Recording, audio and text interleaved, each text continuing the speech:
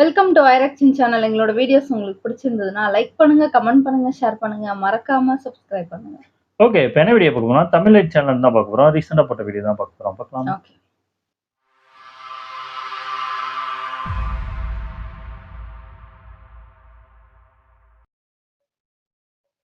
தமிழ் நண்பர்கள் அனைவருக்கும் வணக்கம். கமல் சாரோட நடிப்புல சங்கர் சார் இயக்கி 1996 ரிலீஸ் ஆன இந்தியன் திரைப்படம் 28 வருஷம் கழிச்சு இப்போ ரீரிலீஸ் பண்ணிருக்காங்க. ஓ, அப்படியா? பண்ணிட்டாங்களா? இந்த இந்தியன் திரைப்படம் தமிழ் சினிமாவுக்கு மட்டும் இல்ல, மொத்த இந்திய சினிமாவுக்குமே மிக மிக முக்கியமான ஒரு திரைப்படம். ஒட்டுமொத்த இந்திய சினிமாவுமே என்னடா இப்படி ஒரு படமா அப்படின்னு ரொம்ப ஆச்சரியப்பட்டு பார்த்த ஒரு திரைப்படம் தான் இந்த இந்தியன் திரைப்படம். கமல் பாத்தீங்கன்னா அவர் ஒரு பிறவி கலைஞன். ஒரு பிறவி கலைஞனோட வேலை அப்படின்றது அந்த துறையில பணம் சம்பாதிக்கிறது மட்டும் கிடையாது, தான் சார்ந்த துறையை பல படிகள் முன்னேற்றி கொண்டு போனோம் அப்படின்றதுதான் ஒரு பிறவி கலைஞனோட வேலையா இருக்கும். அப்படி கமல் ஒவ்வொரு முறையும் ஏதாவது ஒரு முயற்சி பண்ணிட்டே இருப்பாரு. அப்படி அவரோட முயற்சியில வந்த ஒரு மிகச்சிறந்த ஒரு திரைப்படம் தான் இந்த இந்தியன் திரைப்படம். கமல் அவர்கள் அவரோட திரைப்படங்கள் மூலயமா ஏதாவது வித்தியாசமா பண்ணி இந்த ரசிகனை ஆச்சரியத்தை மூழ்கடிச்சு மற்ற ஸ்டேட்காரங்க தமிழ் சினிமா கொஞ்சம் ஆச்சரியமா பார்க்கணும் அப்படின்றதுல அவர் எப்பயுமே ஆர்வமா இருப்பாரு. அப்படி அவர் ஏதாவது வித்தியாசமா பண்ணணும் அப்படின்னு நினைச்சு பண்ண கதாபாத்திரம் தான் இந்த 75 வயது கிழவன் கதாபாத்திரம், அந்த இந்தியன் தாத்தா கதாபாத்திரம். இந்த இந்தியன் திரைப்படத்துக்கு முன்னாடி சங்கர் அவர்கள் காதலன் திரைப்படமும் ஜென்டில்மேன் திரைப்படமும் எடுத்திருந்தாங்க. அந்த ரெண்டு திரைப்படமும் பாத்தீங்க அப்படின்னா மேக்கிங் ஸ்டைல கொஞ்சம் வேற மாதிரி இருந்தது. அவரோட திரைப்படங்கள்ல டெக்னிக்கல் அதிகமா பயன்படுத்தி அதே மாதிரி இந்த கிராபிக்ஸ் அதெல்லாம் சூப்பரா அவரோட திரைப்படங்கள்ல விஷுவலா கன்வே பண்றதுல சங்கர் சார் அவரோட மேக்கிங் ஸ்டைல் வேற மாதிரி இருந்தது. கமல் சார் ஒருத்தருக்கு திறமை அதிகமா இருக்கு அப்படின்னு தெரிஞ்சதுன்னா அவங்க அவ்வளவு சீக்கிரம் விடவே மாட்டாரு. அவங்க கூட கை கோர்த்து திரையுலகில் பயணிக்கணும் அப்படின்றத கமல் சாரோட எண்ணமே. சோ அப்படி சங்கர் சாரும் கமல் சாரும் ஒன்றிணைந்த திரைப்படம் தான் இந்த இந்தியன் திரைப்படம்.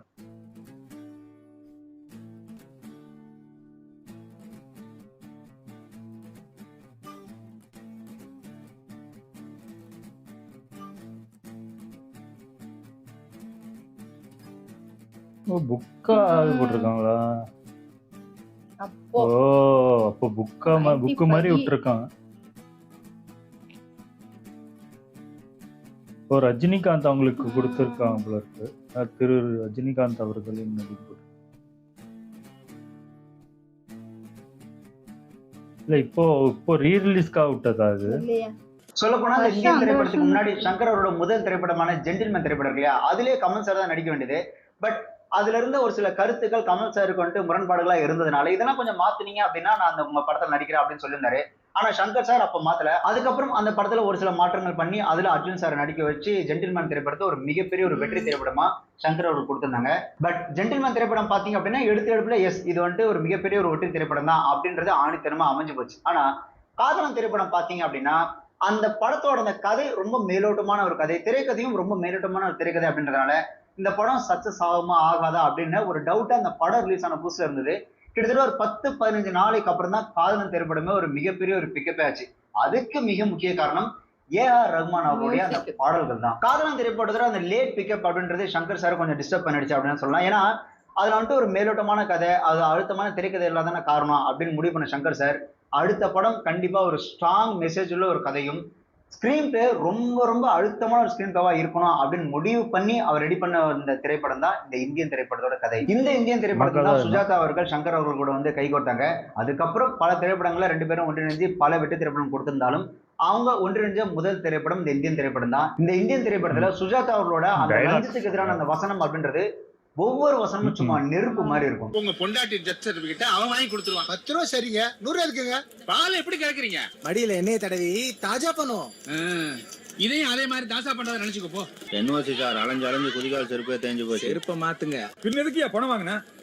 அது பத்திரம் செல்லுமா செல்லாத நீ பார்த்து சொல்றதுக்கு போய் அநியாயமா இருக்கு. ஆமா, எவ்வளவு கொடுத்தீங்க? பெரிய நோட்டு சார். பத்தாது இவனுங்களுக்கு 4 பாக்கெட்லயும் வச்சு திணிக்கணும். இப்படித்தான் பொதுப்பணித்துறை, போக்குவரத்து துறை, நிதி, மின்சாரம், உணவு, சுகாதாரம், கல்வி, காவல், தொழில் எல்லா துறையிலையும் வாங்கி வாங்கி நாட்டை வளர விடாம கெடுத்து குட்டிச்சவராகி இருக்கீங்க. சர்க்கார் மிஷினுக்கு அங்கங்க ஆயில் போட்டுதான் ஆகணும். கவர்மெண்ட் ஆபீஸ்ல இப்படி அநியாயம் பண்றீங்களே. கவர்ல அமௌண்ட் வச்சு கொடுக்கறதுக்கு பேர் தான் கவர்மெண்ட். பட் இந்த இந்தியன் திரைப்படத்தோட இன்னொரு முக்கியமான விஷயம் என்ன அப்படின்னு பாத்தீங்கன்னா, இந்த இந்தியன் திரைப்படத்தோட கதை இருக்குல்ல, இந்த கதை சிவாஜி அவர்களும் கமல் அவர்களும் நடிச்சு 1977 ரிலீஸ் ஆன நாம் பிறந்த மண் இந்த திரைப்படத்தோட அப்பட்டமான அந்த ஒன்லைன் தான் இந்த இந்தியன் திரைப்படத்தோட ஒன்லைனும். அந்த நாம் பிறந்த மண் திரைப்படத்தோட கதை என்ன அப்படின்னு பாத்தீங்கன்னா, சிவாஜி அவர்கள் ஒரு சுதந்திர போராட்ட வீரர், தியாகி.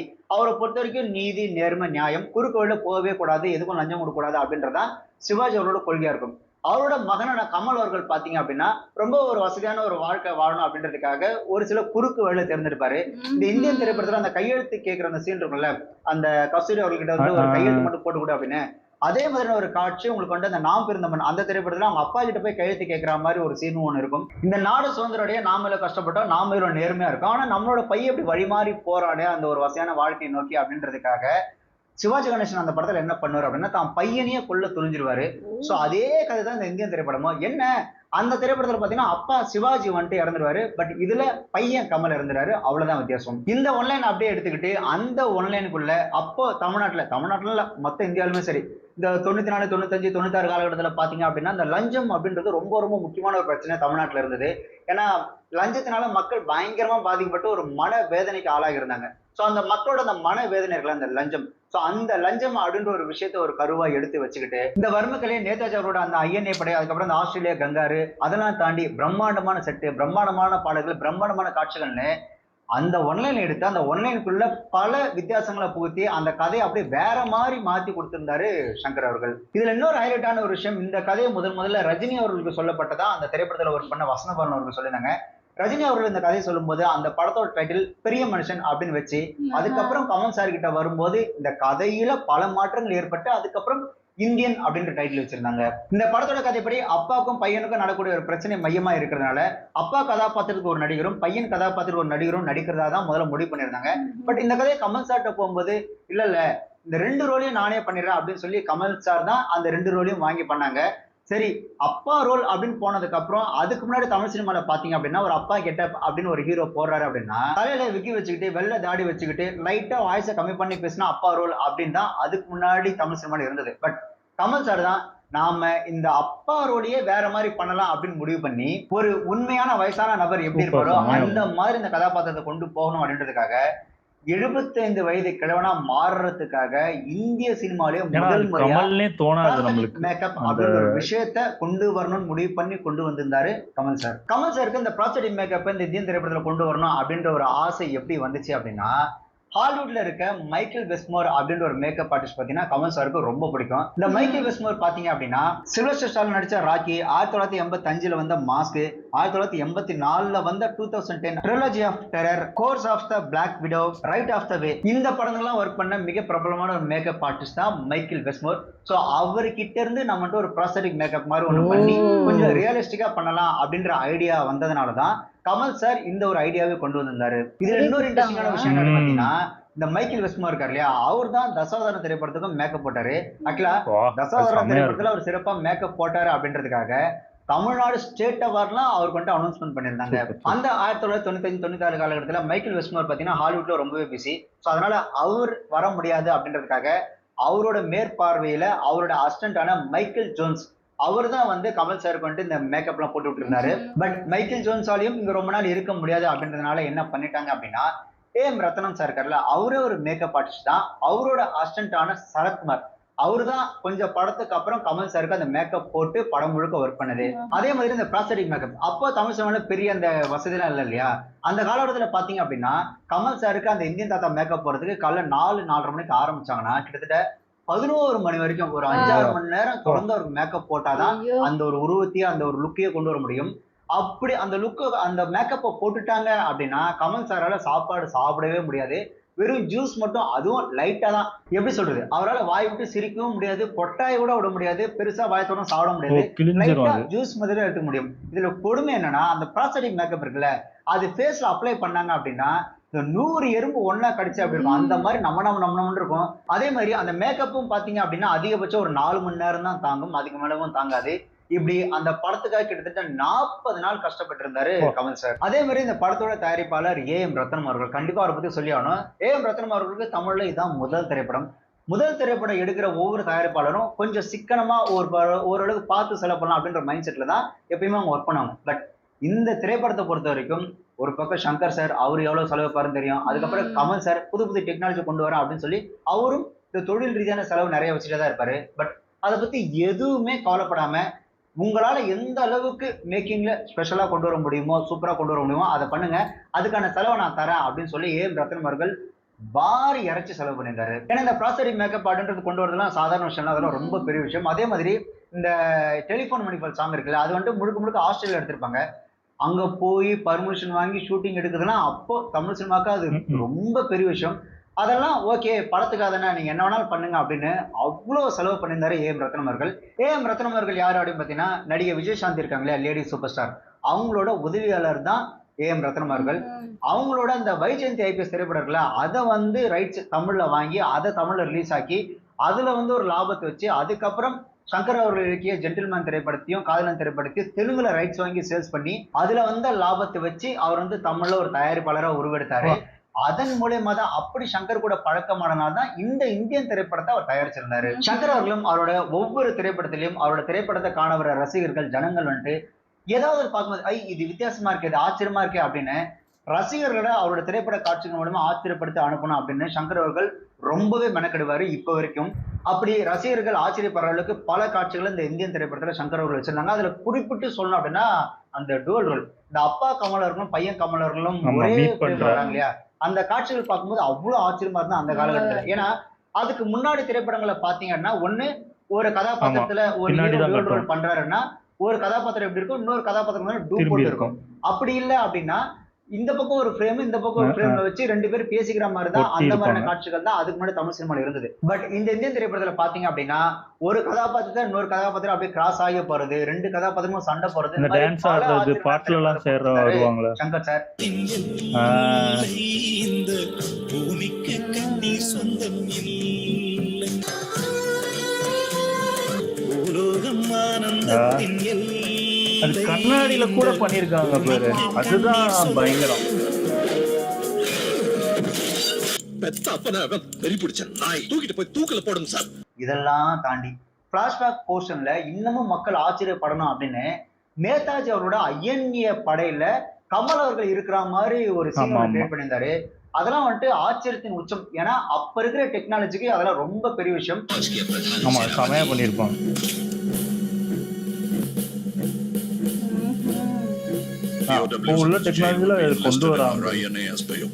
அதே மாதிரி இந்த படத்துல வந்த சாங்ஸ் அப்படின்னு ரொம்ப மெத்தனமான இல்லாம ஒவ்வொரு பாட்டையும் அவ்வளவு நுணுக்கமா எடுத்திருப்பாரு சங்கர் அவர்கள். அதுல குறிப்பிட்டு சொன்ன அந்த அக்கடாங்க சாங், அந்த அக்கடாங்க சாங் பாத்தீங்கன்னா அதோட பேட்டர்னே மாடலிங் சம்பந்தமான ஒரு பேட்டர்ன் அப்படின்றதுனால அப்போ இந்தியாவுல மிக பிரபலமா இருந்த மாடலிங் எல்லாரையும் வர வச்சு அந்த சாங்ல காமிச்சிருப்பாங்க. அதுலயும் கமல் சார் அவருக்கு எந்த காஸ்டியூம் போட்டாலும் அப்படி இருக்கும். அந்த சாங்ல அவர் கொடுக்குற அந்த சின்ன சின்ன ரியாக்ஷன்ஸ், மாடலிங் பண்றவங்களும் தோத்து போற அளவுக்கு கமல் சாரோட அந்த சின்ன சின்ன நுணுக்கமான அந்த ரியாக்ஷன்ஸ் எல்லாமே பயங்கரமா இருந்து இந்த அக்கடாங்க பாட்டு எடுக்கும்போது அப்போ ஒரு பிரச்சனையே வந்தது. நீங்க வந்துட்டு இந்த மாடல்லாம் கொண்டு வந்திருக்கிறீங்க, பட் இங்க மெம்பரா இருக்கிறவங்க பாதிக்கப்படுறாங்க அப்படின்னு சொன்னதுனால இமீடியட்டா ஏஎம் ரத்னம் அவர்கள் என்ன பண்ணிட்டாங்கன்னா அந்த டெம்பரரியா அவங்களுக்குன்னு கார்டு எடுத்து அதுக்குன்னு ஒரு தனி செலவு வேற பண்ணியிருந்தாரு ஏஎம் ரத்னம் அவர்கள். இப்படி அந்த பாடல் நல்லா வரணும் அப்படின்னு அவ்வளவு மெனக்கெட்டு இருப்பாங்க அந்த மொத்த படக்குழுமே.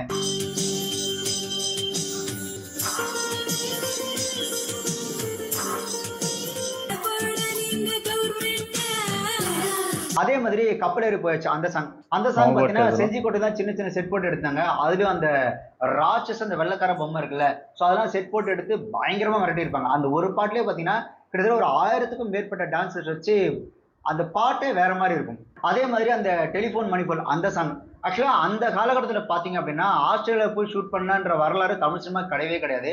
அதையெல்லாம் கண்ணு முன்னாடி கொண்டு வந்திருந்தாங்க. இந்த ஆஸ்திரேலியா கங்காரு, அந்த பிரிட்ஜ், அதெல்லாம் ரொம்ப ஆச்சரியமா இருந்து அந்த ஃப்ரேம்ல பார்க்கும்போது. அடுத்து இந்த மாயா மச்சந்திரா சாங். இந்த மாயா மச்சந்திரா அப்படின்னா என்னன்னா ஒருத்தர் அவர் நினைச்சாருன்னா எந்த உருவத்திலே மாதிரி யார வேணா ஏமாத்தி எங்க வேணா நுழையலாம் அப்படின்றத அந்த மாயா மச்சந்திரா அப்படின்ற கான்செப்டோட மீனிங்கே. சோ அந்த மீனிங் ஏற்ற மாதிரி அந்த சாங் முழுக்க பாத்தீங்கன்னா அவ்வளவு கிராபிக்ஸ் அவ்வளவு வித்தியாசத்தை காமிச்சு மிரட்டி இருப்பாங்க.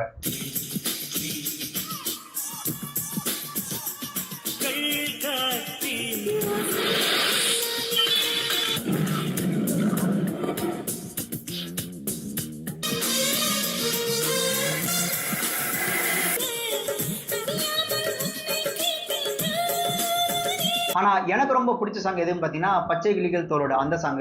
அந்த பாட்டை KJ ஜேசுதாஸ் அவர்கள் அப்படி பாடியிருப்பாரு. ஒரு கதையை பொறுத்த வரைக்கும் எப்ப நம்ம வித்தியாசமான கதையை தேர்ந்தெடுக்கமோ அப்பவே புதிய காட்சிகள் வித்தியாசமான காட்சிகள்லாம் வந்துவிடும். ஸோ அதுக்கு மிகச்சிறந்த உதாரணம் இந்த இந்தியன் திரைப்படத்தை சொல்லலாம். படத்தோட ஓப்பனிங் சீன்லயே பாத்தீங்க அப்படின்னா ஒரு 75 வயசு மதிக்கத்தக்க ஒரு வயதான ஒரு கிழவர் ஒரு அரசு அதிகாரி கத்தியால குத்துறாரு அப்படின்றத அந்த படத்தோட ஓப்பனிங்லயே இருக்கும். ஸோ அந்த படத்தோட ஓப்பனிங்லயே பாத்தீங்கன்னா நமக்கு இந்த ஆடியன்ஸ் கிட்ட ஒரு கேள்வி இடும். இவர் ஏன் இதை பண்றாரு, இவரால் எப்படி இதெல்லாம் பண்ண முடியுது அப்படின்ற ஒரு கேள்வி இருக்குல்ல, அதை அங்கேயே ஆரம்பிச்சு கொண்டு போயிருப்பாங்க இந்த இந்தியன் திரைப்படத்துல. அதே மாதிரி இவர் ஏன் இந்த கொலையை பண்றாரு அப்படின்றதுக்கு அதுக்கு ஒரு பிளாஷ்பேக்கும், அவரோட பொண்ணோட இறப்புக்கு இவங்களாம் காரணமா இருந்தாங்க, அதுக்கு லஞ்சம் ஒரு காரணமா இருந்ததுன்ற மாதிரி இவர் ஏன் அந்த கொலையை பண்றாருன்றதுக்கு ஒரு பிளாஷ்பேக்கும், ஒரு தாத்தா வயசு இருக்கிறவரு இதெல்லாம் எப்படி பண்ண முடியும், அவங்க திருப்பி அட்டாக் பண்ணா இவர்கள் ஓடக்கூட முடியாது அப்படின்ற ஒரு கேள்வி இருக்குல்ல, அதுக்கு இல்ல பிளாஷ்பேக்ல இவர் வந்துட்டு ஒரு சுதந்திர போராட்ட வீரர், அதெல்லாம் தாண்டி ஒரு நேதாஜியோட INA படையில இருந்தாரு, அதனால இவருக்கு வீரர்லாம் ஆட்டோமேட்டிக்கா இருக்கும். இன்னும் இவருக்கு வந்து வறுமை கொலை தெரியும், அதனால தப்பிச்சு ஓட வேண்டிய அவசியமே இல்லை, அவர் நின்று இடத்துல இருந்து அட்டாக் பண்ணாரு அப்படின்ற மாதிரி. அதாவது இவரால் எப்படி இதை பண்ண முடியுது அப்படின்றது ஒரு பிளாஷ்பேக்கும், இதை ஏன் இப்படி பண்றாரு அப்படின்றதுக்கு ஒரு பிளாஷ்பேக்கும் வச்சு ரொம்ப சூப்பரா கதையை நகர்த்தி கொண்டு போயிருப்பாங்க.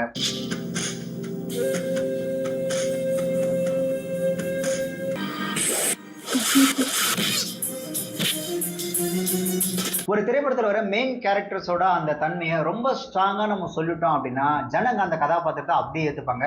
ஸோ அந்த மாதிரி இந்த இந்தியன் தாத்தாவோட அந்த கேரக்டர் அப்படின்னு பார்த்தீங்கன்னா அவ்வளோ ஸ்ட்ராங்கா சொல்லியிருப்பாங்க. ஒரு சுதந்திர போராட்ட தியாகியா இருந்தவர் தன்னோட பொண்ணு தீக்காயம் பட்டு சாகுற நிலைமையில இருக்கும்போது கூட 500 ரூபா லஞ்சம் கொடுத்தா பொண்ணை காப்பாற்ற முடியுன்ற சூழ்நிலை கூட நான் ஏன் லஞ்சம் தரணும், நான் தரமாட்டேன் அப்படின்னு ரொம்ப உறுதியா இருந்த ஒரு மனுஷன். பேசாம 500 ரூபாய் கொடுத்து முடிச்சிட்டு போயா. ஒரு அரசாங்க அதிகாரி தன்னுடைய கடமை செய்யறதுக்காக காசு கேட்கறது நியாயம் இல்லை. ஆனா அதே பொண்ணு ஆத்துல பேப்பர் கப்பல் விடும்போது பேப்பர் காலி ஆயிடுச்சுன்றதுக்காக பணத்தை எடுத்து இந்த இதுல பேப்பர் கப்பல் விடு அப்படின்னு சொல்லி கொடுத்தவர் தான் அந்த தாத்தா கதாபாத்திரம். சோ அவருக்கு பணம் அப்படின்றது ஒரு விஷயமே கிடையாது. பொண்ணுக்காக பணத்தை பேப்பர் கப்பல் மாதிரி விடுறது கூட தயார். ஆனா நான் லஞ்சமா 1 ரூபாய் கூட கொடுக்க மாட்டேன் அப்படின்றதான் அந்த கேரக்டரோட தன்மையே. சோ அது வந்து ரொம்பவே ஸ்ட்ராங்கா அந்த படத்துல காமிச்சிருப்பாங்க. அதே மாதிரி CBI அதிகாரியா வந்து அந்த கிருஷ்ணசாமி அப்படின்ற கதாபாத்திரம், அவரோட கதாபாத்திரம் எவ்வளவு இன்டெலிஜென்ட் அப்படின்றதையும் அவரோட ஆரம்ப காட்சியிலே காமிச்சிருவாங்க. அடுத்து அந்த சந்துரு அந்த பையன் கமலோட கதாபாத்திரம், அவருக்கு பொறுத்த வரைக்கும் காசு காசு காசு தான், காதலே நிமிந்து பார்க்கணும்னா கூட கண்ணுல காசு காமிச்சாதான் நிமிந்து பாப்பாரு அப்படின்ற மாதிரி அவரோட கதாபாத்திர தன்மை இப்படிதான் அப்படின்றதையும் ரொம்பவே சூப்பரா காமிச்சிருந்திருப்பாங்க. சந்துரு இங்க வாயே. சந்திரு ஒரு நிமிஷம். சந்துரு வை. யோ ஐஸ்வர்யா என்ன இது? ஆமா சார், பணம் வச்சதா நிமிந்தே பாப்பியா நீ? இந்த படத்துல இந்த அரசு அலுவலர் இந்த அரசு அதிகாரிகள் எப்படிலாம் லஞ்சம் வாங்குறாங்க அப்படின்னு அவ்வளவு நுணுக்கமா A to Z அவ்வளவு நுணுக்கமா காமிச்சிருப்பாங்க. ஆக்சுவலா அந்த அரசு அலுவலகத்துல ஒர்க் பண்ணவங்களால கூட இவ்வளவு டீட்டெயிலா காட்ட முடியாது, அவ்வளவு டீட்டெயிலா இந்த திரைப்படத்துல காமிச்சிருப்பாங்க. அந்த திரைப்படம் ரிலீஸ் ஆகும்போது, இந்த இந்தியன் திரைப்படம் ரிலீஸ் ஆகும்போது பாத்தீங்க அப்படின்னா RTO ஆபீஸ்ல அப்ப கொஞ்சம் அலறியே போயிட்டாங்க, யாரா அவன் இப்படி ஒரு படத்தை எடுத்து வச்சு நமக்கு ஆப்போசிட்டான்ற மாதிரி. அப்ப அது வந்துட்டு ஒரு மிகப்பெரிய ஒரு பேசு பொருளாவே இருந்தது. அவர் தான் தபால் பாக்குறவர். உன் மனுவை பதிவு பண்ணணும்னா 100 ரூபாய் அவருக்கு மொய் எழுதணும். ராசகோபால் இவர் உங்ககிட்ட சர்டிபிகேட் கேட்பாரு. ஒரு 200 ரூபாய் அந்த ஆளுக்கு வெட்டிட்டேன்னு வச்சுக்க, எல்லாத்தையும் அவரே பாத்துக்குவாரு. அப்புறம் இந்த சூப்பரண்டுக்கு ஒரு 250 ரூபாய், இந்த டெஸ்பாட் கிளார்க்கு ஒரு 150 ரூபாய், இவனுக்கு 100 ரூபாய், இந்த எதையா திங்கிட்ட பக்கி இதுக்கு 50 ரூபாய். இத்தனை பேருக்கும் தண்டை அழுதாத்தான் உன் மனு பெரிய ஆபீஸ் ரூமுக்கே போகும். எல்லாத்தையும் நோட்டு வச்சுக்க, மருந்து வைக்காம கொடுப்பேனா? இன்னொரு கையெழுத்து போட்டுருங்க.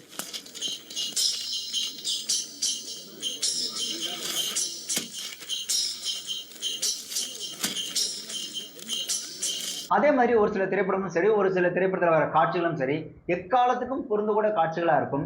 அந்த மாதிரி இந்தியன் திரைப்படத்துல வர பல காட்சிகள் இந்தியாவோட இப்பைக்கும் பொருந்துற மாதிரி தான் இருக்கு. உங்களுக்கு உதாரணத்துக்கு சொல்லணும் அப்படின்னா, இந்தியன் திரைப்படத்துல ஒரு காட்சியில பாத்தீங்கன்னா டிராபிக் போலீஸ்காரங்க என்ன பண்ணுவாங்கன்னா கரெக்டா ரூல்ஸ் ஃபாலோ பண்ணி போறாங்களா அப்படியே வண்டியை ஓரம் கட்டி அவங்க கிட்ட எல்லா டாக்குமெண்ட்டும் இருந்தாலும் கூட அவங்க கிட்ட பணம் கொடுக்கணும் அப்படின்ற ஒரு நோக்கத்தோட அவங்களுக்கு வந்து ஃபைன் போடுவாங்க.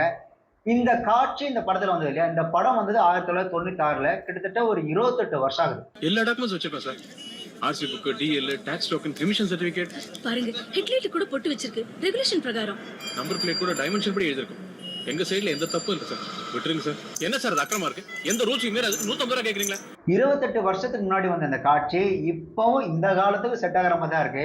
இப்போ சமீபத்துல ஒரு 1.5 மாசம் முன்னாடி பாத்தீங்கன்னா ஒரு குட்டியான ஓட்டுற ஒருத்தருக்கு வந்துட்டு ஒரு போலீஸ்கார், ஒரு டிராபிக் போலீஸ் வந்துட்டு ஃபைன் போட்டிருக்காங்க. ஆக்சுவலா அந்த டிரைவர் கிட்ட எல்லா டாக்குமெண்ட்டும் கரெக்டா தான் இருந்திருக்கு. அப்படி இருந்தும் கூட என்னமோ இவர் இந்த டிராபிக் போலீஸ் என்ன பண்ணிருக்காரு அப்படின்னா helmet தான். அப்ஸ்ட்ராக்ஷன் கேஸ் ஒண்ணு போட்டு அதுக்கு ஒரு ஃபைனை கட்டுப்பா அப்படின்னு சொல்லி அந்த டிராபிக் போலீஸ் கேட்டிருக்காரு. ஆனா அவரு என்ன கேட்டிருக்காரு பாருங்க, சார் நான் ஃபைன் கூட கட்டுறேன், முதல்ல அப்ஸ்ட்ராக்ஷன் என்னன்னு சொல்லுங்க அப்படின்னு கேட்டா அந்த அப்ஸ்ட்ராக்ஷன் அப்படின்றதுக்கு அந்த டிராபிக் போலீஸ்க்கு மீனிங்கே தெரியல. ஸோ இவங்களை பொறுத்த வரைக்கும் காசு புடுங்கணும் அப்படின்னு முடிவு பண்ணிட்டாங்கன்னா எந்த கேஸையாவது போட்டு அவன்கிட்ட காசு போடுவாங்க. ஸோ அதுக்கு மிகச்சிறந்த உதாரணம் தான் இந்த கேஸ் ஒன்று போட்டது. இதை தான் அப்போ நீங்க என்ன டீடைல் சொல்லுங்க. ரெக்கார்டு நான் தோ காட்டுறேன், தோ இருக்கு ரெக்கார்டு, தோ சார் கிட்ட தோ ரெக்கார்டு இருக்கு. நீங்க உங்க ஐடி கார்டு, உங்க ஐடி கார்டு நான் தரேன். உங்க ஐடி தோ இருக்கு சார். எனக்கு இருக்கு. as a public I have all rights. as a public I have all rights. எதிர்பார்த்திருக்க மாட்டேன் டெம்போக்காரன் எப்படி பேசுவாங்க. நீங்க போலீஸ் எப்படி நம்பர் நீங்க காட்டுங்க. கரெக்ட் சார் நான் கட் பண்ண முடியாது சார். நான் இதை ரிப்போர்ட் பண்ணுவேன். என்ன அப்ஸ்ட்ரக்ஷன் இருக்கு சொல்லுங்க. லெட் மீ நீங்க எக்ஸ்பிளைன் பண்ணுங்க என்ன அப்ஸ்ட்ரக்ஷன் இருக்கு. இங்க பாருங்க, valid RC, valid license, valid insurance, load school book, school புக்கா ஓகேவா? அதெல்லாம் கேளுங்க. எதுக்கு இப்ப 500 ரூபாய் பண்ணுமாமே? இப்ப 500 ரூபாய் பண்ணுவாமா? எதுக்கு பண்ணுமா? எதுக்கு 500 ரூபாய் பண்ணுமா? ஏன் என்ன காசு நான் மரத்துல காய்க்குது எனக்கு. சொல்றேன், பொறுமையா சொல்றேன் சார். நான் எந்த லோடும் வயலேஷன் பண்ணல சார். இல்ல அப்ஸ்ட்ரக்ஷன் 500 ரூபாய் போடணுன்றாரு. எதுக்கு அப்ஸ்ட்ரக்ஷன்? என்ன obstruction? What is mean obstruction? Explain பண்ண சொல்லுங்க. நான் படிக்காத ஆளா? பிஎஸ்சி மேக்ஸ் டிகிரி ஹோல்டர், 8 வருஷம் பேங்க்ல வேலை பார்த்தேன். என் போதாத காலம் நான் வண்டி ஓட்டிட்டு இருக்கேன். நீங்க இப்ப ஒழுங்கா ப்ராப்பரா கொடுக்கலன்னா அதான் வசமா மாட்டிட்டாங்க. உங்களுக்கு காசு கொடுக்கறதா சார் மெயின் வேலை. உங்களுக்கு காசு கொடுக்கறதா மெயின் வேலை. அதே மாதிரி இந்த டிராபிக் போலீஸ்லாம் பாத்தீங்கன்னா இப்போ கிரீன் சிக்னல் எதுக்கு போடுறாங்க? இந்த ரெட் சிக்னல்ல இவ்வளவு நேரம் நின்றுட்டு இருந்தா அந்த மக்கள் வந்துட்டு கிரீன் சிக்னல் போட்டோன்னா இப்படி போகணும் அதானே. ஆனா இந்த டிராபிக் போலீஸ்காரங்க ஒரு சில பேர் இருக்கிறாங்க, அவனுங்க என்ன பண்றாங்கன்னா ரன்னிங்ல போகும்போது சிக்னல் அந்த ஓப்பன்ல இருக்கு, அந்த கிரீன் ஓப்பன்ல இருக்கும்போது குறுக்க பூந்து வந்து ஆளை பிடிக்கிறது, இந்த சாவியை பிடுங்கிறது. இவனுங்களாம் இந்த பர்மிஷன் யார் கொடுத்தானே தெரியல. முதல்ல வண்டியில இருந்து சாவி எடுக்கிறது அந்த உரிமையா அவங்களுக்கு கிடையவே கிடையாது. அதே மாதிரி கிரீன் சிக்னல் போட்டா மக்கள் போறதுக்கு தானே, அதுல நீ குறுக்க வந்துட்டனா நீயே டிராபிக் ரூல்ஸ் வந்து மீற அப்படின்னும் போது நீ எப்படி மற்றவங்களுக்கு ஃபைன் போட முடியும்? ஸோ இந்த மாதிரி பல கேவலமான விஷயங்களை பல கேவலமான அதிகாரிகள் பண்ணிட்டு தான் இருக்கிறாங்க. முக்கியமா இந்த போலீஸ்காரங்க இந்த இன்ஸ்பெக்டர் லெவல்ல கூட சும்மா இருப்பானுங்க. இந்த ரோந்து போற கேஸுங்களாம் இருக்குல்ல, அவங்க பண்ற அழிச்சாட்டு வந்து கொடூரம். எனக்கு தெரிஞ்ச ஒரு டீ கடையில பாத்தீங்கன்னா ஒரு டீ கடையில 600 ரூபாய்க்கு மட்டும் ஓசியில சாப்பிட்டு போறாங்க. ஒரு நாளைக்கு 600 ரூபாய்க்கு அந்த போலீஸ்காரங்க ஓசியில சாப்பிட்டு போற கதெல்லாம் இங்க நடந்துட்டே தான் இருக்கு. அதே மாதிரி இந்த சின்ன சின்ன ஹோட்டல்ல போயிட்டு சாப்பாடு ஓசியில வாங்குறது, அவனுக்கு வாங்குறது மட்டும் இல்லாம மொத்த குடும்பத்துக்குமே வாங்குறது. அதே மாதிரி இந்த தள்ளுவண்டி கடைகள்லாம் இருக்குல்ல, அங்கெல்லாம் போயிட்டு காசு கொடுன்னு சொல்லி புடுங்கிறது. ஒருவேளை சார் எதுக்கு சார் இவ்வளவு புடுங்குறீங்க அப்படின்னு சொல்லி கேட்டா, என்ன நீ ஓவரா பேசுற, இரு உனக்கு ஒரு கேஸை போட்டு விடுற அப்படின்னு சொல்லி அதுக்கு ஒரு கேஸை போடுறது. அப்படி இல்லைன்னா வண்டியா இங்க நிக்குது, வண்டியா அங்க நிக்குதுன்னு சொல்லி தேவையில்லாம குடத்துல கொடுக்கறது. என்னன்னா அந்த படத்துல மனோரமா வந்துட்டு ஒரு டயலாக் பேசியிருப்பாங்க. ஏன் சம்பளம் வாங்கல? நீங்க சம்பளம் வாங்கல, ஏன்டா இப்படி காசு காசுன்னு பிச்சு புடுங்குறீங்க? இதுவரை எங்கயாவது பிச்சு எடுத்து பழைக்கலாமே. இந்த படத்துல மனோரமா அவரோட கதாபாத்திரம் இருக்குல்ல, அது வந்துட்டு இந்த எளிய மக்கள், ஒவ்வொரு கவர்மெண்ட் ஆபீஸ்க்கு போற எளிய மக்களோட மனக்குமரல அவங்களோட அந்த கதாபாத்திரத்தை வடிவமைச்சிருப்பாங்க. அதுல அவங்க ஒண்ணு சொல்லுவாங்க, பணத்து வாயில இருக்கக்கூடிய அரிசியை கூட நீங்களா புடிங்கி தின்னுவீங்கடா அப்படின்னு சொல்லுவாங்க. அதுதான் உண்மை. பணம் தின்னி நாய்ங்களா, பணத்து வாயில இருக்க அரிசியை கூட நோண்டி நோண்டி தின்னுவீங்கடா. ட்ரைனிங்ல முதல்ல மக்களுக்கு, பொதுமக்களுக்கு எப்படி மரியாதை கொடுக்கணும்னு சொல்லி கொடுங்க. ஏன்னா இவங்க கட்டுற டாக்ஸ்ல வாங்குறது தான் அவங்களோட சம்பளமே. அவங்ககிட்டயே சம்பளத்தையும் வாங்கிட்டு அவங்களே மரியாதை எல்லாம் பேசுறதுன்றது இந்தியாவில தான் நடக்கும் போல, அதுவும் தமிழ்நாட்டுல சொத்தம். ஸோ இந்த விஷயங்கள் எல்லாத்தையுமே இந்தியன் திரைப்படத்துல சூப்பரா காமிச்சிருப்பாங்க. அதே மாதிரி இந்த திரைப்படத்துல பாத்தீங்கன்னா பல லாஜிக், ஆடியன்ஸ்க்கு வந்து ஒரு கேள்வி இருக்கலாம், அந்த கேள்விக்கான அந்த லாஜிக் மிஸ்டேக் எல்லாம் ரொம்ப சூப்பரா அந்த சீன்ஸ்ல வந்துட்டு அவ்வளவு சூப்பரா கன்வே பண்ணிருப்பாங்க. அதுல மிக முக்கியமான ஒண்ணு, அந்த தாத்தா, அந்த இந்தியன் தாத்தா இருக்குல்ல, அவருக்கு வந்து 75 வயசு கிட்ட இருக்கும். ஸோ அப்படி இருக்கும் போகும்போது அவரோட பையனுக்கு கல்யாணம் ஆகி அவருக்கு ஒரு பேரன் பிறந்து அந்த பேரனுக்கு ஒரு 15-16 வயசு இருக்கணும்ல அப்படின்ற ஒரு லாஜிக் இருக்கும் இல்லையா. ஸோ அதை வந்து திரைப்படத்துல போற போக்குலயே வந்துட்டு அந்த லாஜிக் இதுதான் அது காரணம் அப்படின்னு சொல்லி சூப்பரா கன்வே பண்ணிருப்பாங்க. ஒரு சீன்ல பாத்தீங்கன்னா பையன் கமலே சொல்லியிருப்பாரு, உங்களுக்கு கல்யாணம் ஆகி 15 வருஷமா குழந்தையே இல்லைன்னு தவம் இருந்து பிறந்த பையன்பா நான் அப்படின்னு சொல்லியிருப்பாரு. கல்யாணம் ஆகி 15 வருஷமா உங்களுக்கு அம்மாவுக்கு குழந்தை கிடையாது, தவம் இருந்து பிறந்த பிள்ளை தானே. அதே மாதிரி அப்பா கமல் ஒன்று சொல்லியிருப்பாரு, அதாவது அவனை வந்துட்டு உனக்கு 2 வருஷமா தான் தெரியும், எனக்கு 30 வருஷமா தெரியும் அப்படின்னு. அந்த பையனுக்கு 30 வயசு ஆகுறதுனால ஸோ என்னோட வயசு 75 கிட்ட இருக்கு அப்படின்ற அந்த ஒரு லாஜிக்க சூப்பரா கன்வே பண்ணிருக்காங்க. 30 வருஷமா தெரியும், கல்யாணம் ஆகி ரொம்ப வருஷம் கழிச்சு பிறந்த பிள்ளை, உன்னை விட எனக்கு தான் துக்கம் ஜாஸ்தி. அதே மாதிரி இந்த அப்பா கமல் வந்து மீசை இல்லாததுக்கு பல பேர் பல கதை சொல்லுவாங்க. அதாவது இந்த பையன் உயிரோடு இருக்கும்போது அவர் மீசை இல்லாம இருந்தாரு, பையன் சத்ததுக்கு அப்புறம் தான் மீசை வச்சாரு அப்படின்ற மாதிரி. ஆக்சுவலா அதெல்லாம் கிடையாது. இந்த படம் ஆரம்பிக்கும் போதே இந்த ப்ராசரி மேக்கப் அப்படின்னு போகும்போது அந்த அப்பா கமல் வந்து மீசை இருக்கிற மாதிரி தான் அந்த ஸ்கிரிப்ட்லயே இருந்தது. பட் கமல் சார் வந்துட்டு அந்த ஃபர்ஸ்ட் அந்த மேக்கப் போட்டு வந்த உடனே எல்லாரும் ஒரு ஆச்சரியமா பார்த்ததுக்கு அப்புறம் சார் அந்த ஆச்சரியமா இருக்கு, ஓகே இதே மூடோட அப்படியே நம்ம அந்த சீன் எடுத்துரும் அப்படின்னு சொல்லி அந்த ஃபர்ஸ்ட் சீன் எடுத்துறாங்க. அது எந்த சீன் அப்படின்னு பாத்தீங்கன்னா, ஃபர்ஸ்ட் அவருக்கு அந்த தீக்காயம் பட்டதுக்கு அப்புறம் அந்த அப்பா கமல் கதாபாத்திரம் வந்துட்டு ஒவ்வொரு அரசு அதிகாரி வீட்டுக்கா போவார்ல, அதுதான் அவர் வந்துட்டு ப்ராஸ்தட்டிக் மேக்கப் போட்டு முதல்ல எடுக்கப்பட்ட காட்சி. சோ இந்த காட்சி வந்துட்டு முதல்ல எடுத்து முடிச்சதுக்கு அப்புறம் தான் கமல் சார் சொல்லியிருக்கிறாரு, ஏன்னா மீசை கொண்டு வந்தங்க ஆனா வைக்க மறந்துடுங்க அப்படின்னு சொல்லியிருக்கிறாரு. அதை பார்த்த சங்கர் அவரும் இல்ல சார் இதுவே நல்லா இருக்கு நம்ம எப்படியே விட்டுருமே அப்படின்னு சொல்லி அந்த மீசை அந்த படத்துல அப்படி மிஸ் ஆனதுதான். பட் அந்த மீசை மிஸ் ஆனாலும் கூட அத ஒரு எமோஷனலா சூப்பரா கன்வே பண்ணி எழுதியிருப்பாரு சுஜாதா அவர்கள். அதாவது என் பையன் குழந்தையா இருக்கும்போது அவனை எடுத்து கொஞ்சம் அப்ப மீசை குத்துன்னு அழுவான். சோ மீசை குத்துதுன்னு அழுத அவனுக்காக மீசை எடுத்த அந்த சேனாபதி இன்னைக்கு அவனே இழக்க துணிஞ்சிட்டா அப்படின்ற மாதிரி அந்த மீசுக்கு கூட ஒரு லாஜிக்கான ஒரு வசனத்தை வச்சு சூப்பரா கன்வே பண்ணிருப்பாங்க. அவனுக்கு வலிக்க கூடாதுங்கிறதுக்காகவே மீசை இழந்த சேனாபதி இன்னைக்கு அவனை இழக்க தயாராயிட்டான். ஒரு இயக்குனர் என்னதான் ஒரு கதாபாத்திரத்தை ரொம்ப ஸ்ட்ராங்காகவும் ரொம்ப வித்தியாசமாகவும் அவர் உருவாக்கி இருந்தாலும் கூட அந்த கதாபாத்திரத்துக்கு உயிர் கொடுக்க வேண்டியது அந்த நடிகர் தான். ஸோ இந்த இந்தியன் தாத்தா அப்படின்ற கதாபாத்திரமாவே உயிர் கொடுத்து வாழ்ந்திருப்பாரு கமல் சார். அந்த இந்தியன் தாத்தா கதாபாத்திரம் பார்த்தீங்கன்னா நடை உடை பாவனை, ஒரு வயசானவங்க பார்த்தீங்கன்னா அந்த வாய்க்கிட்ட சுருக்கெல்லாம் விடும். அந்த வயசானவங்க அந்த பேசும்போது பார்த்தீங்கன்னா வாய் சுருக்கத்தோடு பேசுவாங்களே, ஸோ அது நடக்கும்போது முக்கியமா அந்த கிளைமேக்ஸ் அந்த போன் பேசிட்டு அவர் நடக்கும்போது பார்த்தீங்கன்னா உண்மையா ஒரு வயசான கதாபாத்திரம் எப்படி இருக்குமோ அதே மாதிரி அப்படியே வாழ்ந்திருந்தாரு கமல் சார். அதெல்லாம் சரியான ஒரு ஆக்டிங். ஜெய் ஹிந்த்.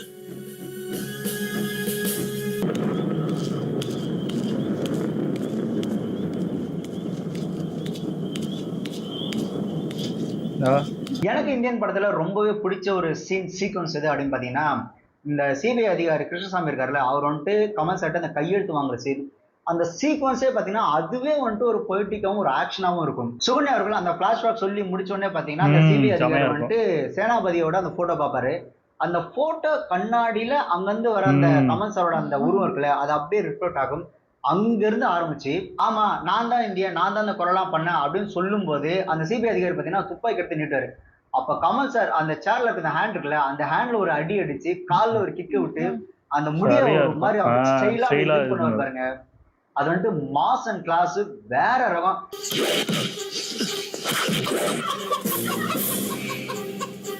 அதே மாதிரி அந்த கிருஷ்ணசாமி அடிச்சு போட்டு முடிச்சதுக்கு அப்புறம் அந்த கீழே இருந்து அப்படி எந்திரிக்கும் போது அந்த டவுல ஒரு மாதிரி அப்படி ஸ்டைலா எடுப்பாரு. அதெல்லாம் செம்மையா இருந்தது.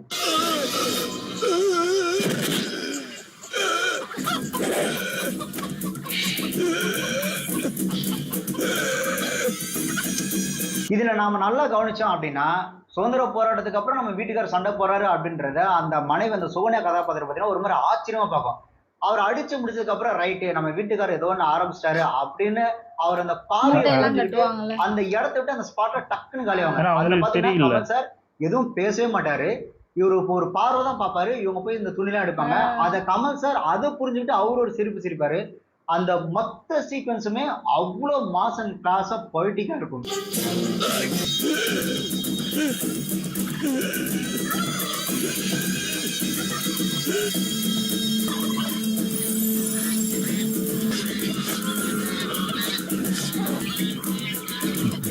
இந்த மாதிரி அந்த படத்துல வர ஒவ்வொரு சீனையும் பிரிச்சு டிஸ்கஸ் பண்ற அளவுக்கு அவ்வளவு நுணுக்கமா எடுத்திருப்பாங்க. சோ என்னதான் இப்படி எடுத்திருந்தாலும் இந்த திரைப்படத்துல ஒரு சின்ன குறைகள் இருக்கதான் செய்யும். ஆக்சுவலா ஒரு இடத்துல பாத்தீங்கன்னா கமல் சாரோட டப்பிங் பதில எஸ்பிபி சார் பேசியிருப்பாரு. அந்த ஸ்டமக்ல ஒட்டம் கடிச்சிச்சுன்னு சொல்லுவாங்க இல்லையா, அதுக்கு வந்துட்டு வேற ஒரு வார்த்தை பயன்படுத்திருப்பாங்க. பட் அந்த ஒரே ஒரு டைலாக் அப்படின்றனால அந்த இடத்துல மட்டும் எஸ்பிபி சார் பேச வச்சிருப்பாங்க அந்த ஒரு காட்சியில. அதே மாதிரி இந்த பச்சை கிளிகள் தோரோட அந்த பாட்டுல பாத்தீங்க அப்படின்னா இந்த அப்பா கமலும் பையன் கமலும் இப்படி கிராஸ் ஆகி ரெண்டு பேரும் இப்படி ஆடிட்டே வருவாங்க இல்லையா, அந்த சீனை நீங்க நல்லா பாத்தீங்கன்னா இப்போ ஒருத்தர் இப்படி இருக்கிறாங்க அப்படின்னா பின்னாடி அந்த பீரோல வந்துட்டு ஒரு கண்ணாடி ஒண்ணு இருக்கும். அந்த கண்ணாடில பாத்தீங்கன்னா இவங்களோட முதுகுதான் அந்த பீரோல தெரியும். பட் அந்த சீனை எப்படி தப்பா எடுத்திருப்பாங்க அப்படின்னா இந்த இவரோட ஃபேஸ் இருக்குல்ல, இவரோட ஃபேஸ் அந்த மிரர்ல தெரியற மாதிரி கொஞ்சம் தப்பா எடுத்திருப்பாங்க. அதே மாதிரி இந்த பொன்னம்மன் அவர் கூட சண்டை போடும்போது இந்த F1 ரேஸ் நடக்கிறதுல சண்டை போடுற மாதிரி ஒரு சீன் ஒன்று எடுத்திருப்பாங்க. இந்த ரேஸ் கார் இருக்குல்ல, அது எப்பயுமே தரையோட தரையா தான் இருக்கும். ஆனா அந்த படத்துல ஃபைட்ல நாங்க எப்படி எடுக்கிறோம் பாருங்கன்னு ஒரு ரொம்ப ஒரு மோசமான ஒரு சீனா மேக் பண்ணிருப்பாங்க. அதாவது கமல் சார் இப்படி தரையில படுத்துப்பாரு, அவருக்கு மேல ரேஸ் கார் போற மாதிரி எடுத்திருப்பாங்க. ரேஸ் காரே தரையோட தரையா தான் இருக்கும். அதுல எங்கிருந்து கமல் சார் படுத்து தப்பிக்கிறது, இந்த மாதிரி சின்ன இந்த லாஜிக் மிஸ்டேக் அப்படின்றது இந்த படத்துல அங்கங்க கொஞ்சம் இருக்கதான் செய்யுது. அதே மாதிரி சுகன்யா அவர்கள் இந்த படத்துல கமல் சாருக்கு எந்த அளவுக்கு மேக்கப்புக்கு முக்கியத்துவம் இருக்கோ அதே அளவு முக்கியத்துவம் சுகன்யா அவர்களுக்கும் இருக்கு. பட் என்ன, கமல் சாருக்கு வந்து பாத்தீங்கன்னா அப்படியே செட் ஆயிருக்கும், ரொம்ப யதார்த்தமா ஓகே ஒரு வயசானவர் மாதிரி தெரியும். பட் சுகன்யா அவர்கள் பார்க்கும்போது என்ன ஆச்சு அப்படின்னா, ஏதோ ஒரு பொம்மைக்கு ஏதோ ஒட்டி விட்டா மாதிரி தான் சுகன்யா அவர்கள் இருப்பாங்க. அவங்களுக்கு பெருசா ஆக்டிங் ஸ்கோப் இருக்காது. பட் அவங்க வர காட்சிகள் அப்படின்றது பாத்தீங்கன்னா ஓரளவுக்கு ஓகே அப்படின்ற மாதிரி தான் இருக்கும். இந்த பிளாஷ்பேக் போர்ஷன்ல பாத்தீங்கன்னா இந்த துணி எரிப்பு அப்படின்னு ஒரு போராட்டம் நடத்துவாங்க. அந்த சோனியா அவரோட தலைமையில துணி எரிப்பு போராட்டம் நடத்துவாங்க. அந்த காட்சியில கொஞ்சம் இந்த ட்ரெஸ் எல்லாம் இது பண்ற மாதிரி காட்சிகள் இருக்கு இல்லையா, அந்த காட்சி எடுக்கும்போது சுகன்யா அவர்களுக்கும் சங்கர் அவர்களுக்கும் ஒரு மிகப்பெரிய ஒரு பிரச்சனை வந்தது. அந்த பிரச்சனை ரொம்ப பெருசாகி சுகன்யா அவர்களுக்கு ஆதரவா ஒரு மிகப்பெரிய ஒரு அரசியல் புள்ளி வந்து சங்கர் அவர்களை மிரட்டினாருன்ற மாதிரி அப்போ சொல்லுவாங்க. அந்த அரசியல் புள்ளி தலையிட்டது எந்த அளவுக்கு உண்மை அப்படின்றது தெரியாது. ஆனா சுகன்யா அவர்களுக்கும் சங்கர் அவர்களுக்கும் அந்த ஒரு காட்சியில பிரச்சனை வந்தது அப்படின்றது உண்மைதான். அதே மாதிரி இந்த படம் ஆரம்பிக்கும் போது கமல் சார் ஒரு ஸ்டைலு, சங்கர் சார் ஒரு ஸ்டைலு, இவங்க 2 பேருக்கு எப்படிப்பா ஒத்து போகும்? ஏன்னா நான் எடுக்கிறதா சரின்ற மாதிரி சங்கர் சார் ஸ்ட்ராங்கா நிற்பாங்க, கமல் சார் நான் சொல்றதா நடக்கணும் அப்படின்னு சொல்லி இவரு ஒரு பக்கம் ஸ்ட்ராங்கா நிற்பாரு. சோ இவங்க 2 பேருக்குள்ள எப்படிப்பா ஒத்து போகும் அப்படின்ற மாதிரி படம் ஆரம்பிக்கும் போது ஒரு சின்ன சலசலப்பு இருந்து, ஏன் நடுவுல படம் டிராப் அப்படின்ற மாதிரியான வதந்திகள்லாம் வந்தது. பட் அதையெல்லாம் மீறி இந்த படம் வெளியாகி ஒரு மிகப்பெரிய ஒரு வெற்றி திரைப்படமா, இந்திய சினிமாவிலே ஒரு மிகப்பெரிய ஒரு வசூல் திரைப்படமா இந்த திரைப்படம் அமைஞ்சது. இந்த திரைப்படம் தமிழ்ல இந்தியன் அப்படின்னும், தெலுங்குல பாத்தீங்க அப்படின்னா பாரதியோடு அப்படின்ற பேர்ல தெலுங்குல ரிலீஸ் ஆச்சு. தெலுங்குல ஏன் இந்தியன் அப்படின்ற பேர் வைக்க முடியல அப்படின்னா, அப்போ டாக்டர் ராஜசேகர் இருக்கார் இல்லையா, அவர் ஒரு படத்துக்கு இந்தியன் அப்படின்ற டைட்டில் ரிஜிஸ்டர் பண்ணியிருந்தாரு. அதனால தெலுங்குல இந்த படத்துக்கு இந்தியன் அப்படின்ற பேர் கொடுக்காதனால இந்த படத்துக்கு பாரதியோடு அப்படின்ற பேர்ல தான் தெலுங்குல ரிலீஸ் பண்ணாங்க. அதே மாதிரி தான் ஹிந்திலையும். ஹிந்தியில சன்னி டியோல் பாத்தீங்கன்னா இந்தியன் அப்படின்ற அந்த டைட்டில் வந்துட்டு அவருக்காக ரிஜிஸ்டர் பண்ணி வச்சிருந்தாரு. சோ இந்தியன் அப்படின்ற பேர்ல 2001 சன்னி டியோல் ஒரு படம் நடிச்சிருந்தாரு. அது வேற ஒண்ணும் இல்ல, விஜயகாந்த் சார் வந்துட்டு தமிழ்ல வல்லரசுன்னு ஒரு படம் நடிச்சாரு. அந்த படத்தை தான் ஹிந்தியில வந்துட்டு இந்தியன் அப்படின்ற பேர்ல எடுத்தாங்க. சோ அந்த இந்தியன் பேரை அவர் ஏற்கனவே ரிஜிஸ்டர் பண்ணதுனால, அதாவது 1996லயே ரிஜிஸ்டர் பண்ணி வச்சதுனால ஹிந்தியில இந்தியன் அப்படின்ற பேர்ல ரிலீஸ் பண்ண முடியாதனால அங்க வந்துட்டு ஹிந்துஸ்தானி அப்படின்ற பேர்ல தான் இந்த இந்தியன் திரைப்படத்தை ரிலீஸ் பண்ணியிருந்தாங்க. பட் இதுல ஹைலைட் என்னன்னா, இந்தியன் திரைப்படம் தமிழை விட ஹிந்தியில ஒரு மிகப்பெரிய ஒரு கலெக்ஷன் கொடுத்தது. இந்த படத்தை ஓவராலா பார்க்கும்போது அவ்வளவு டெக்னாலஜி திரைப்படத்துல பயன்படுத்திருப்பாங்க. ஆனா வெறும் டெக்னாலஜியை வச்சு மட்டுமே ஒரு திரைப்படத்துல வெற்றி அடைய முடியாது. ஏன்னா நிறைய பேர் என்ன சொன்னாங்கன்னா, நீங்க அந்த இந்தியன் தாத்தா அப்படின்ற ஒரு கதாபாத்திரத்தை வச்சுதான் இந்த படத்தையே ப்ரொமோஷன் பண்ணீங்க, அந்த இந்தியன் தாத்தா ரோலுக்கு தான் அந்த படமே ஓடிச்சு அப்படின்ற மாதிரி அப்போ கொஞ்சம் சலசலப்பா பேசினாங்க. பட் அதெல்லாம் கிடையாது. அந்த ஸ்கிரீன் பிளே எழுதப்பட்ட விதம், அந்த ஸ்கிரீன் பிளே ரொம்ப அழுத்தமா இருந்தது ஒரு மிக முக்கிய காரணம். ஸோ ஒரு இயக்குனரோட அந்த திங்கிங் தான் ஒரு திரைப்படத்தை வெற்றி திரைப்படமாக மாற்றும். ஸோ அந்த அளவுக்கு அவ்வளவு திங்க் பண்ணி திரைப்படத்தை எடுத்திருந்தாரு சங்கர் அவர்கள். இதெல்லாம் தாண்டி இந்த படத்தோட இசையமைப்பாளர் ஏஆர் ரஹ்மான் அவர்கள். ஆக்சுவலா ஏஆர் ரஹ்மான் அவர்களும் கமல் அவர்களும் முதல்ல இந்த இந்தியன் திரைப்படத்துல தான் ஒன்னா இணைஞ்சு பணியாற்றுறாங்க. கமல் சாரை பொறுத்த வரைக்கும் அவருக்கு வந்து எப்பயுமே இளையராஜா தான். ஏஆர் ரஹ்மானை பத்தி அவர் பெருசா இது பண்ணிக்க மாட்டாரு. பட் ஏஆர் ரஹ்மான் தான் எப்பேற்பட்ட ஒரு கலைஞன் அப்படின்றத இந்த இந்தியன் திரைப்படத்தின் மூலமா கமல் சாருக்கும் இந்திய சினிமாவுக்குமே அவர் நிரூபிச்சிருந்தாரு. அந்த படத்துல அந்த ஒவ்வொரு பாட்டும் அப்படி இருக்கும், ஒவ்வொரு பாட்டுக்கும் அவ்வளவு வித்தியாசத்தை கொடுத்து அந்த படத்தோட பின்னணி இசையில மிரட்டி இருப்பாரு ஏஆர் ரஹ்மான் அவர்கள். இந்த இந்தியன் திரைப்படத்தோட வெற்றிக்கு ஏஆர் ரஹ்மான் அவரோட அந்த இசை அப்படின்றதும் மிக முக்கிய காரணம். இதை ஏன் இப்ப சொல்றேன் அப்படின்னா, இந்த இந்தியன் 2 எடுத்திருக்காங்களே, இந்த இந்தியன் 2ல பாத்தீங்கன்னா அந்த பாரா அப்படின்ற சாங்கை தவிர்த்து மத்த பாட்டுலாம் இதெல்லாம் என்னடா பாட்டு அப்படின்ற அளவுக்கு தான் அனிருத் அவர்கள் மியூசிக் போட்டிருக்காரு. பட் ஒரு படத்தோட இசை, அந்த பாடல் அப்படின்றது நம்மளோட உயிரை வந்துட்டு அப்படி இழுத்து கொண்டு வராம இருக்கணும். உங்களுக்கு உதாரணத்துக்கு பாத்தீங்கன்னா இந்த கப்பலேறி போயாச்சு சாங்ல பாத்தீங்கன்னா அந்த ஒரு ஹம்மிங் வரும்ல, அந்த ஒரு ஹம்மிங் போதும் நம்மளோட உயிரை அப்படியே இழுக்கிற அளவுக்கு செமையான இது. இதெல்லாம்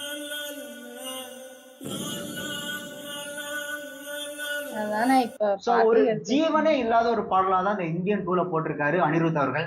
பட் இந்தியன் படத்தோட அந்த பாடல் இருக்குல்ல, இப்பவும் அவ்வளவு ஃப்ரெஷ்ஷாகவும் அவ்வளவு இனிமையா ஒருத்தரோட உயிரை அப்படி எடுத்து கொண்டு போற அளவுக்கு அவரோட இசை அந்த திரைப்படத்துல இருந்து. இந்த இந்தியன் திரைப்படம் ரசிகர்களோட எல்லா எதிர்பார்ப்பையும் மொத்தமா பூர்த்தி செஞ்சு ஒரு வெற்றி திரைப்படமா, ஒரு வசூல் சாதனை திரைப்படமா 1996ல அமைஞ்சது. இந்த இந்தியன் படம் வந்து 28 வருஷம் ஆகுது. இப்போ வந்து இந்தியன் 2 ரிலீஸ் ஆக போகுது. இந்தியன் 2ல இன்னும் 5, 6, 10 வரையும் எடுத்தாலும் கூட இந்த நிலைமை அப்படின்றது கவர்மெண்ட் ஆபீஸ்ல மாற போறதே கிடையாது. மொத்தத்துல இந்த இந்தியன் திரைப்படம் இந்த தமிழக அரசாங்க அலுவலர்கள் இருக்குல்ல, அது எப்படி செயல்படுது அப்படின்றதுக்கு ஒரு மிகச்சிறந்த உதாரணமான ஒரு திரைப்படம் தான். அந்த படத்தோட டயலாக் வரும்ல, பக்கத்துல இருக்கிற குட்டி தீவெல்லாம் பெரிய நாடா வளர்ந்துருக்க, எப்படி ஏன் அங்கெல்லாம் கடமையை மீறதுக்கு தாண்டா லஞ்சம், இங்க கடமையை செய்யறதுக்கு லஞ்சம். இதுதான் நம்ம நாட்டுல இப்பவும் நடக்குது. ஓ அவ்வளவுதானா? சூப்பர், நல்லா இருந்துச்சு. ஆனா இது நான் வந்து இது டிவில தான் பார்த்தேன், இதெல்லாம் தியேட்டர்ல பார்க்கல. ஆனா ரிலீஸ் ஆனதே தெரியல உண்மையிலே. கரெக்டா இப்ப இறக்கிருக்காங்க. ஏன்னா இத நிறைய பேர் பார்த்திருக்க மாட்டாங்க, 2K எல்லாம் பார்த்திருக்க மாட்டாங்க. இது பார்த்தாங்கன்னா மேபி பிடிக்கிறதுக்கு செகண்ட் பார்ட்டோட கண்டினியூ நல்ல இன்னும் ஈஸியா புரியும் நிறைய பேருக்கு. ஆமா. ஏன்னா இதுல காட்டுறது எல்லாம் சூப்பரா தான் இருக்கு. அதே மாதிரி பாட்டு உண்மைதான் அது. அதுக்கு முன்னாடி இந்த பாட்டுலாம் அவ்வளவு சூப்பரா இருக்கும். கேட்காதவங்க, இந்த 2K கிட்ஸ்ல கேட்காதவங்க எல்லாம் கேட்டு பாருங்க. இப்போ உண்மையாவே அது என்னடா பாட்டுன்ற மாதிரி எங்களுக்கே அதை ரியாக்ட் பண்ணணும்னே ஆசையே இல்லை. அது என்னதான் இந்த இது பாட்டாலும் அந்த சில பாட்டுலாம் கேட்டோன்னே பிடிச்சி அது கேட்டுக்கிட்டே இருக்கணும்னு தோணல. அது தோணவே இல்லை, ஏன்னு தெரியல. ஆமா ஆமா. அது வரவும் மாட்டேங்குது. பாட்டை கெடுத்து வச்சுட்டாங்க. அதான் எத்தனை படம் எடுத்தாலும் இங்க நிலைமை மாறாதுன்றது உண்மைதான் அது. ஆமா ஆமா. இது ஆக்டிங்லாம் கமல் சாரை அடிச்சுக்கவே முடியாது. அதுக்காக கஷ்டப்படுறதும் அந்த ஆக்டிங்கும். ஏன்னா அதோட அந்த அந்த நடையையே ஒருத்தர் வந்து, அதாவது அவ்வளோ இன்வால்மெண்ட்டா யாராலையும் இருக்க முடியாது. அந்த நடையை கூட நம்ம தப்பு பண்ணிடக்கூடாது. அந்த அதாவது வயசானவன் எப்படி நடப்பாரோ அந்த மாதிரி பயங்கரமா எங்கேயுமே தப்பு பண்ணிடக்கூடாதுன்னுக்காக அந்த பேசுறதா இருக்கட்டும், பேசுறதுலாம் இந்த வாய் நடுக்கம், இந்த வயசானவங்களுக்கு நடுக்கம் வரும்ல, பேசி நடுக்கம், அதெல்லாம் கொண்டு வராரு. அது இப்பதான் நான் நோட் பண்றேன், ஆஹா இப்படிலாம் பண்ணியிருக்காருன்னு. ஏன்னா அவரோட படம் நீங்க நிறைய படம் பார்த்தீங்கன்னா தெரியும். ஏன்னா அவ்வளோ டீட்டெயிலிங், அவ்வளோ அவரோட ஆக்டிங்கே தனியா தெரியும். எல்லா படத்துலயும் ஓடாத படமாவே இருக்கட்டும், அதுல அவரோட ஆக்டிங் நம்ம குறவே சொல்ல முடியாது. ஆமா ஆமா. இதுல அப்பாவுக்கு ஒரு கேரக்டரும் பையனுக்கு ஒரு கேரக்டரும் வைக்கணும்னு சொன்னாங்க. ரெண்டுமே சேர்த்து இவரே நடிச்சிட்டாரு. வேற யாருன்னா நடிச்சிருந்தா கூட இந்த நல்லா அளவுக்கு இருந்திருக்காது. நல்லா இல்ல அது இருந்திருக்குமா? ரீச் கிடைச்சிருக்காது எனக்கு ஆமா தெரிஞ்சு. ஆமா. ஏன்னா நீங்க நல்லா அந்த படம் பார்த்தீங்கன்னா கிட்டத்தட்ட இந்த இந்தியன் தாத்தா வந்து கமலாவே தெரியாது. அது இந்தியன் தாத்தாவே நம்ம மைண்ட்ல நின்னுக்கும். ஆமா ஆமா. கமல் வந்து அவராதான் தெரியும், அவரோட பையன் சந்துருவா தான் பார்ப்போம் தவிர இது கமலாவே நம்மளுக்கு தெரியாது. அதனால பயங்கரமா இருந்துச்சு அந்த கிளைமேக்ஸ்லாம். அப்போவே பாருங்க அவ்வளோ ஒரு பயங்கரமா ஒரு கிளைமேக்ஸ் வச்சிருக்காங்க. இப்போலாம் வச்சாங்கன்னா அப்படியே அப்பா திருந்துற மாதிரியும் பையன் திருந்தி அப்பாவுக்கு உதவுற மாதிரியும் பண்ணி காமெடி பண்ணிடுவாங்க. அப்போ பாருங்க அந்த அளவுக்கு தப்பு பண்ணா தப்பு தான் அப்படின்னு மாதிரிலாம் பண்ணியிருக்காங்க. நல்லா இருந்துச்சு. ஓகே, என் வீடியோஸ் உங்களுக்கு பிடிச்சிருந்தா லைக் பண்ணுங்க, ஷேர் பண்ணுங்க, கமெண்ட் பண்ணுங்க, மறக்காம சப்ஸ்கிரைப் பண்ணுங்க. எல்லாருக்கும் பாய்.